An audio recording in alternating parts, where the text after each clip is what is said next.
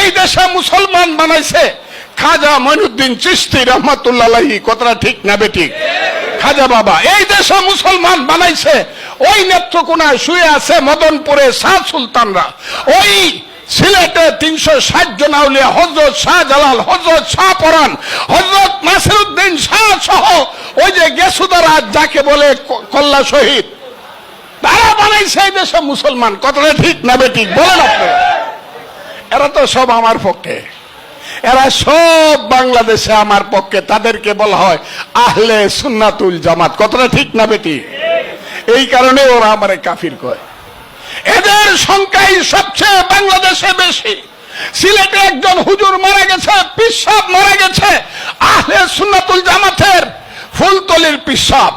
তার জানাজায় 6 লাখ লোক হইছে। সারা জামাতে ইসলাম খুঁজাও 6 লাখ কর্মী পাওয়া যাইব না।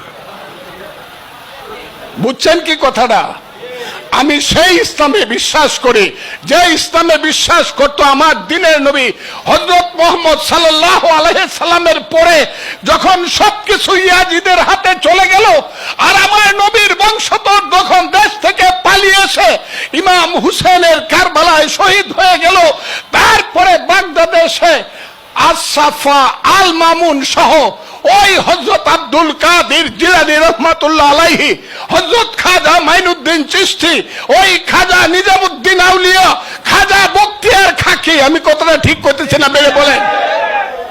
তো যারা এই পৃথিবীতে ইসলামকে ধরে রাখছে, আমি হইলাম তাদের অনুসারী একজন, আমি তাদের পায়ের লুমের সমান একজন।